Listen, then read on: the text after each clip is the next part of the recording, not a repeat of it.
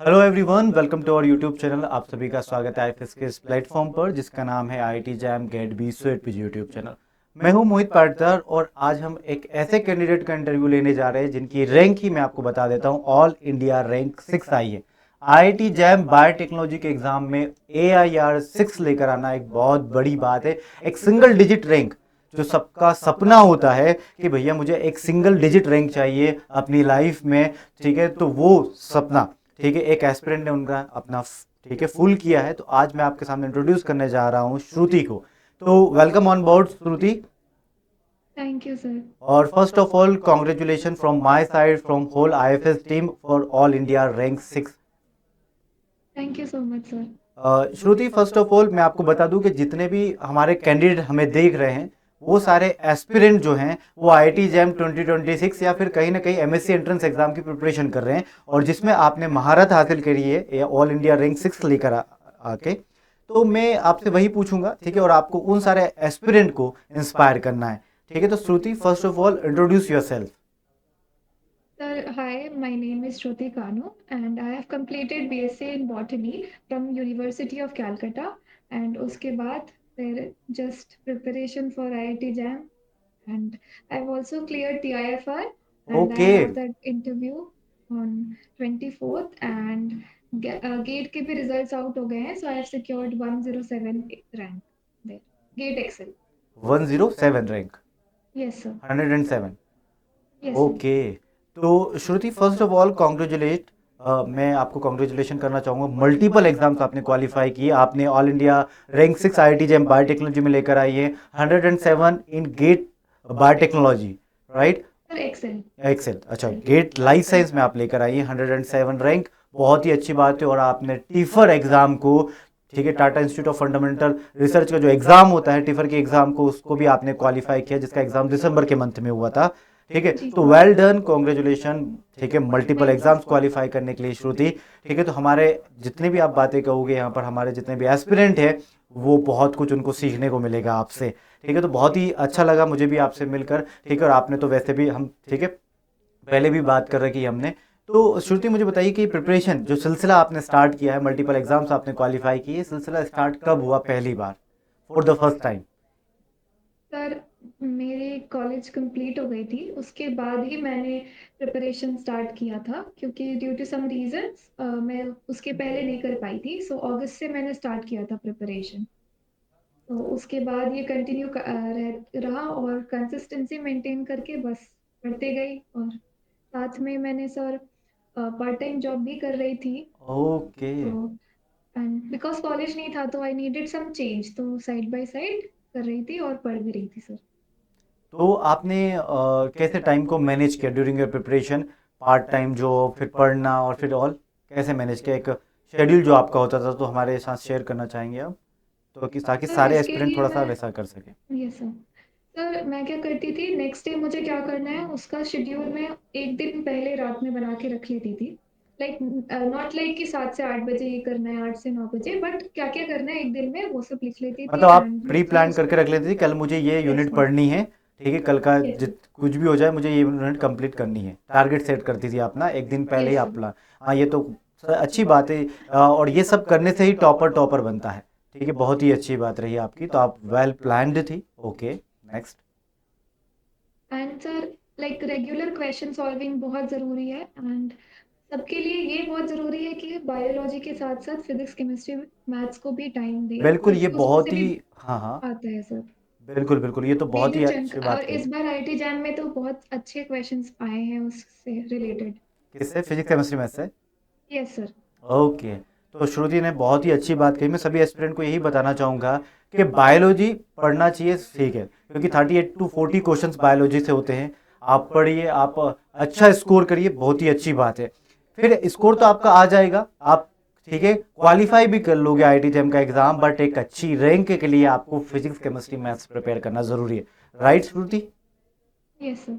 क्योंकि क्या होता है कि हम सब बायोलॉजी वाले हैं, ठीक है, हम ही सब बायोलॉजी वाले हैं, और हमें अलग कौन बनाता है, ये फिजिक्स केमिस्ट्री मैथ। तो बेसिकली बायोलॉजी वाले एस्पिरेंट बहुत ज़्यादा हैं और सभी के सब बायोलॉजी प्रिपेयर कर भी लेते हैं। जो भी एस्पिरेंट क्वालिफाई करेंगे आईटी जैम का एग्जाम, वो सब ने बायोलॉजी पढ़ी होगी डेफिनेटली। बट रैंक किसकी टॉप में आएगी, तो top rank cut off clear कौन करवाएगा, बायोलॉजी सब्जेक्ट। बट आपकी ऑल इंडिया रैंक कौन लेकर आएगा, तो ये फिजिक्स केमिस्ट्री मैथ्स आपको अलग बनाते हैं, राइट श्रुति? जी सर। तो जैसे कि श्रुति ने बताया, उन्होंने फिजिक्स केमिस्ट्री मैथ्स की भी प्रिपरेशन करी थी, बहुत ही अच्छी बात है, तभी आपकी ऑल इंडिया रैंक 6 आई है और आपने मल्टीपल एग्जाम्स क्वालिफाई किए। आपने फिजिक्स केमिस्ट्री मैथ्स पढ़ा, इसका फायदा आपको, मैं सभी एस्पिरेंट को कहना चाहूंगा, सिर्फ उनका आईटी जैम में फायदा नहीं हुआ, इसका फायदा उन्होंने गेट में उठाया है, right Shruti? Yes sir. 107 rank वो जो सिक्योर करा। जनरल एप्टीट्यूड सेक्शन था उसमें बहुत ही हेल्प हुई है। बिल्कुल। अब इसका फायदा उन्होंने सिर्फ गेट के एग्जाम में नहीं, इसके अलावा उन्होंने टिफर के एग्जाम में भी फायदा उठाया, राइट श्रुति? जी सर। पढ़ना एग्जाम ठीक है, पढ़ना फिजिक्स केमिस्ट्री मैथ्स एक बार है और एग्जाम मल्टीपल टाइम्स है। टिफर, गेट बी का भी एग्जाम होता है, ठीक है, जी आईआईटी सर। जैम का एग्जाम और गेट का एग्जाम, राइट? गेट बी के लिए फॉर्म फिल किया श्रुति आपने? जी सर किया है। हाँ, क्योंकि गेट बी का एग्जाम अभी होने वाला है अप्रैल के मंथ में, यस तो सर। डेफिनेटली श्रुति उन्हें उसे भी बहुत ही अच्छी रैंक के साथ क्वालिफाई करेगी। और I wish you best of luck and all the best for GATE B exam, ठीक है श्रुति? जी थैंक यू सर। ओके। तो आपने मल्टीपल एग्जाम्स क्वालिफाई की, मैं ये पूछना चाहूंगा कि आपने फिजिक्स केमिस्ट्री मैथ्स का आपने बता दिया, चलो ठीक है, ऐसे कुछ स्ट्रगल्स जो आपको फेस करने पड़े, क्योंकि हर एक इंडिविजुअल की लाइफ में अपने अपने स्ट्रगल्स होते हैं, तो आपने कुछ ऐसे स्ट्रगल जो आपको ड्यूरिंग ए प्रिपरेशन आपको फेस करना पड़ा हो? सर कभी कभी जैसे कि सबका होता है कि मन नहीं कर रहा होता है पढ़ने का, ये बहुत अच्छी और बात पूरा कही। दिन हम वेस्ट कर देते हैं।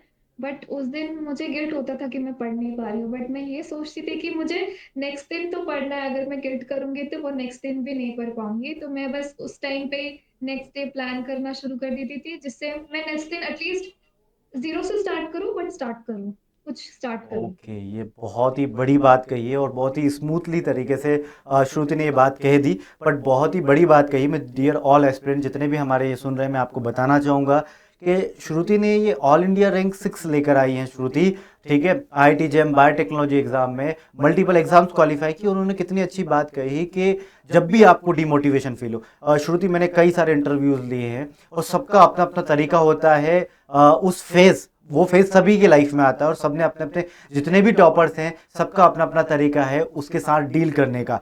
कुछ लोग बोलते हैं जब मुझे आगे चलकर पढ़ना है, या फिर मेरा गोल सेट था, जब मेरा गोल है ही सेट तो मुझे पढ़ना ही पड़ेगा, तो ये सोच के मैं पढ़ लेती थी या पढ़ लेता था।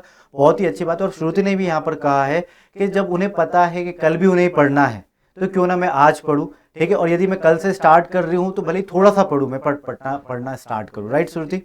जी सर। बिल्कुल, क्योंकि कई सारे एस्पिरेंट ऐसा सोचते हैं यार आज तो आधा घंटे ही टाइम बचा हुआ है, आज क्या ही पढ़ पाऊंगा, ठीक है छोड़ता हूँ, कल पढ़ूंगा। कल भी फिर आपके पास टाइम नहीं रहता, सोचते फिर नेक्स्ट टाइम पढ़ूंगा, ठीक है। तो इस तरीके से आप टाइम वेस्ट करते चले जाते हैं और ठीक है, इसमें मंथ्स लग जाते हैं, ईयर निकल जाता है और आपको पता भी नहीं चलता और एग्जाम पास में आ जाती है।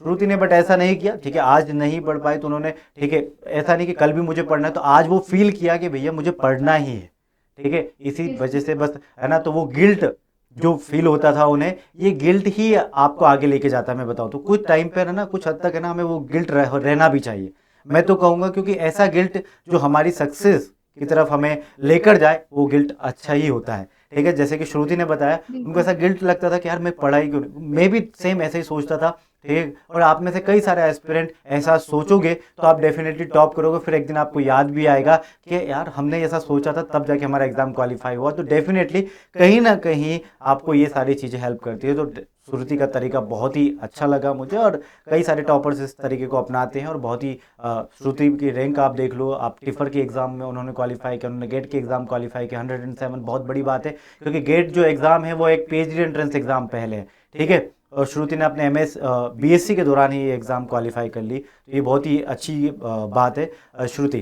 तो हमारे जो एस्पिरेंट हैं जो तैयारी करना चाहते हैं आईआईटी जैम की, टिफर की, उनके लिए आप क्या कहना चाहेंगे, उनके लिए क्या सजेशन, क्या टिप्स रहेंगे आपकी तरफ से, सो दैट वो आपका ये इंटरव्यू देखे और आपकी बात माने?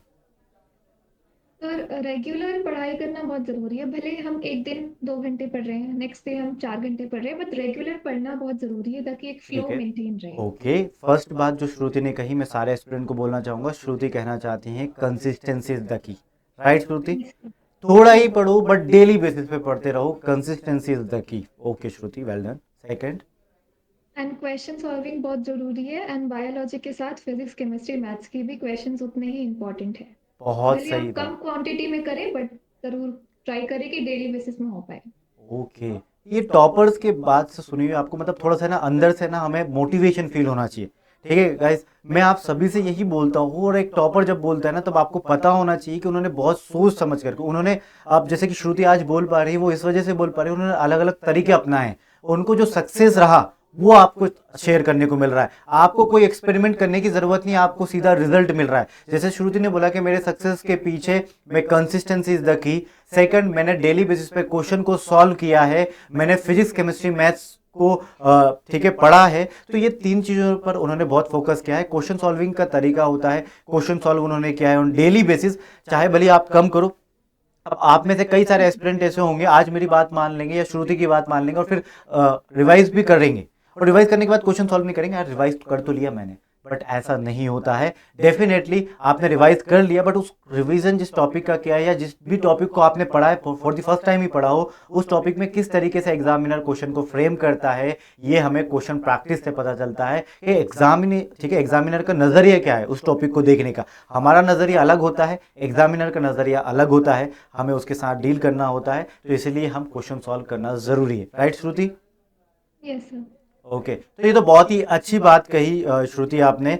और कुछ आपकी तरफ से जो हमारे एस्पिरेंट के लिए बहुत ज़्यादा फायदेमंद रहे? सर जब हम टेस्ट देते हैं तो बहुत सारे क्वेश्चंस हो सकते हैं कि हम गलत कर रहे हैं, तो उनका एक नोट बनाना बहुत ज़रूरी है और उस चीज़ों को रिपीटेड रिवीजन ज़रूरी है जिन क्वेश्चंस का हम गलत कर रहे हैं आंसर।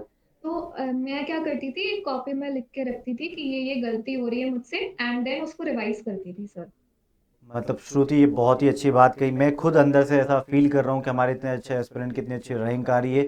और मतलब आपने जो चीज़ें अपनाई है ना, वेल डन, मतलब और तभी आपकी रैंक है, आपका रिजल्ट बोलता है। ठीक है, आपने ऐसी चीज़ें की होंगी, ये हम आप लोगों को कब से बताते आए हैं। ठीक है, बट फिर भी आप देखो श्रुति की रैंक देखो आप, श्रुति ने, हमने आपको स्टार्टिंग से कहा है आप कोई भी स्ट्रेटेजी सेशन उठाकर देख लो, उसमें लिखा है analyse your mistake and work on them.